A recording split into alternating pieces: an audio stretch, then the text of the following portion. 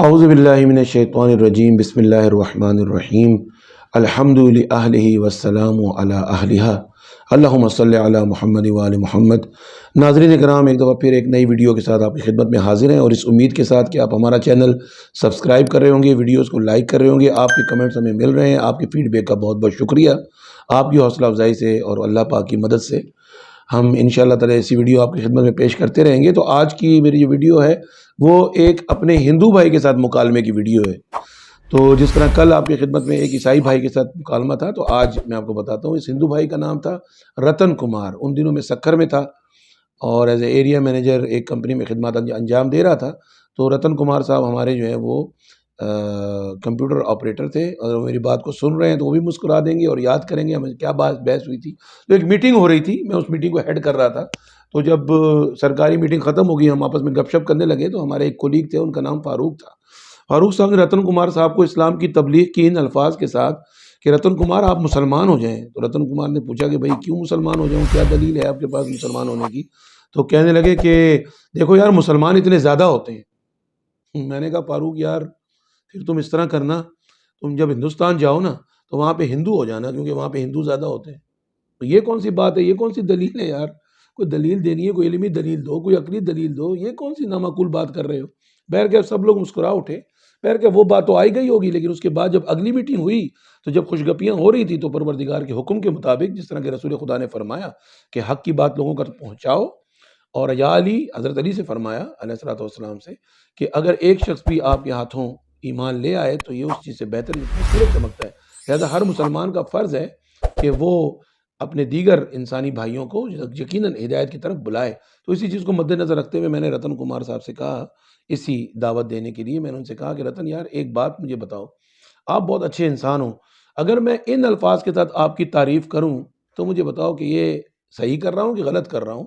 اگر میں یہ کہوں کہ رتن آپ بڑے گریٹ آدمی ہیں، کیا بات ہے آپ کی، کیا خوبصورت اخلاق ہے آپ کا، کیا پروردگار نے آپ کو خوبصورت شکل دی ہے، آپ اپنے کام کے ماہر ہو اور انسانی لحاظ سے بڑے اچھے انسان ہو، بڑے خوش اخلاق انسان ہو، بڑے عظیم انسان ہو، بس جب میں آپ کو دیکھتا ہوں تو مجھے گدھا یاد آ جاتا ہے، تو کیا ہے میں نے آپ کی تعریف کی ہے، آپ کی توہین کی؟ اس نے کہا سر یہ تو توہین کی ہے، آپ نے تو جوتا مار دیا، آخر میں مجھے گدھے کی طرح نسبت دے دی، گدھے کی طرف نسبت دے دی۔ تو میں نے کہا دیکھو نا، آپ کو برا لگا نا، کیونکہ آپ اشرف المخلوقات ہو اور میں آپ کی نسبت دے رہا ہوں جانور کی طرف، ٹھیک ہے؟ اور آپ اور جانور میں حقیقت میں ایک ہی چیز کی کمی ہے، وہ ہے 3 حرفی لفظ عقل، عین، قاف اور لام۔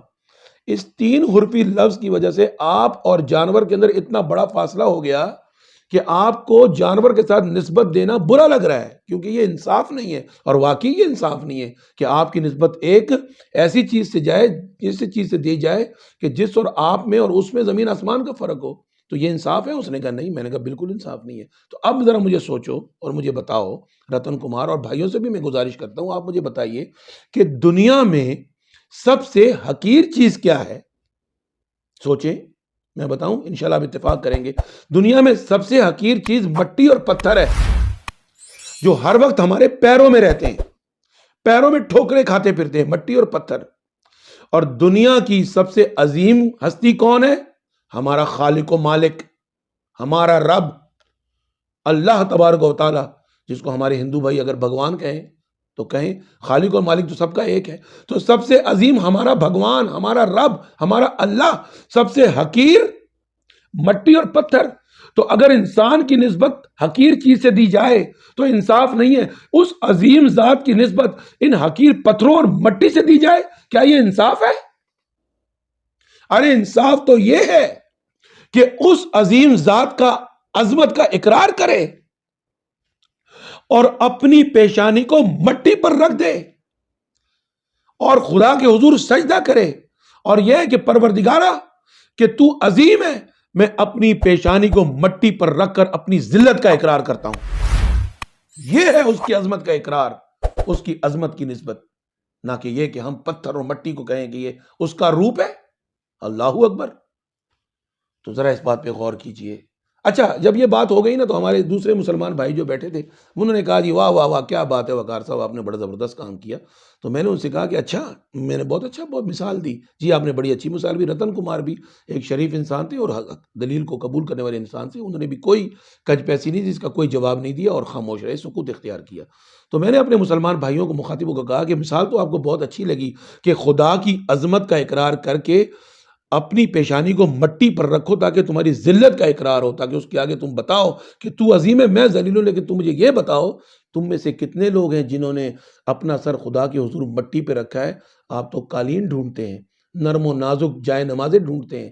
مٹی کے بارے میں کبھی سوچا کہ اپنی پیشانی مٹی پر رکھ دوں؟ تو افسوس سب لوگ خاموش رہے. پھر میں نے ان سب کو مخاطبوں کے کہا کہ کاش مسلمان صرف نام کا مسلمان نہ ہو، کام کا مسلمان بھی ہو، علم کا مسلمان بھی ہو، سنت رسول کے اوپر پیروی کرنے والا مسلمان ہو، سیرت نبوی کی پیروی کرنے والا مسلمان ہو. اس نے کاش سنت نبی کو پڑھا ہو.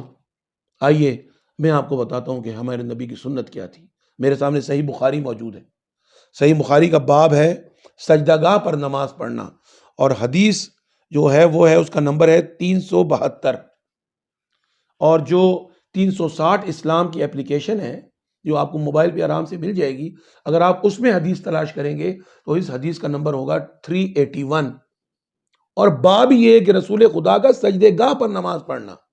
امام بخاری فرماتے ہیں کہ رسول خدا خمرہ پر نماز پڑھتے تھے، اور اس کی تشریح بھی خود ہی فرماتے ہیں کہ خمرہ کا مطلب ہے سجدہ گاہ، یعنی اتنا چھوٹا مصلی جس کے اوپر صرف سجدہ ہوتا ہو. تو اب ایک بات تو واضح ہو گئی کہ رسول خدا سجدے کے لیے کوئی الگ سے چیز استعمال کرتے. ذرا مسلمان بھائی سوچیں کہ آپ نے کبھی سجدے کے لیے کوئی اسپیشل چیز استعمال کی ہے؟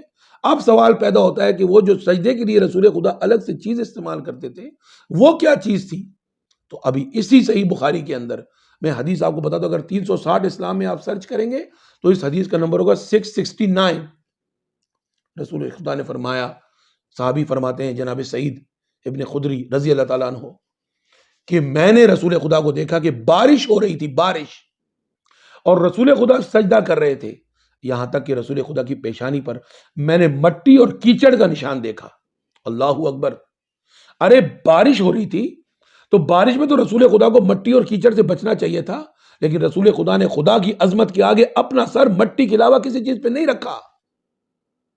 کیچڑ کا لگنا اپنے پیشانی پہ گوارا کر لیا، لیکن رکھا اپنا سر مٹی پر. اللہ اکبر. یہ کیا چیز کی دلیل دے رہے ہیں رسول خدا؟ کیا تبلیغ کر رہے ہیں رسول خدا؟ یہی تو تبلیغ کر رہے ہیں کہ تم اپنی حقیقت کو پہچانو. تم انسانوں کو خدا نے مٹی سے پیدا کیا ہے، مٹی میں مل جانا ہے، تو پھر اس خدا نے جس نے تم کو مٹی سے پیدا کیا ہے اس کی عظمت کو پہچانتے ہوئے مٹی پر سر رکھ کے اپنی ذلت کا اقرار کرو. یہ ہے سیرت نبی، یہ ہے سیرت نبی جو ہمیں خدا کی عظمت سکھاتی ہے اور انسان کو انسانیت کا درجہ بتاتی ہے. اللہ اکبر. اور رسول خدا کی اسی صحیح بخاری میں اگر آپ 360 اسلام ڈاؤن لوڈ کرتے ہیں تو اس میں حدیث آپ کو ملے گی. اس حدیث کا نمبر ہے 335. رسول خدا نے فرمایا زمین میرے لیے سجدہ گاہ بنائی گئی ہے. ذرا سوچیں، زمین کپڑے کی بنی ہوتی ہے، قالینوں کی بنی ہوتی ہے، یا مٹی کی بنی ہوتی ہے؟ اللہ اکبر. تو میری یہ اپیل ہے، خدا را سیرت نبی کو لوگوں سے نہ چھپائیں، رسول خدا کی سیرت کو لوگوں کے آگے واضح کریں. تمام ہمارے اہل سنت بھائیوں کے علماء، جید علماء یہ جانتے ہیں کہ مٹی پر سجدہ کرنا افضل ہے باقی چیزوں سے. تو لہٰذا اس عظیم سجدے سے امت کو محروم نہ کریں، اور رسول خدا کے صحابہ رضوان اللہ تعالی اجمعین، رضی اللہ تعالیٰ عنہم اجمعین کی سیرت پر عمل کرنے کی توفیق عطا فرمائے. وآخر دعوانا ان الحمد للہ رب العالمین.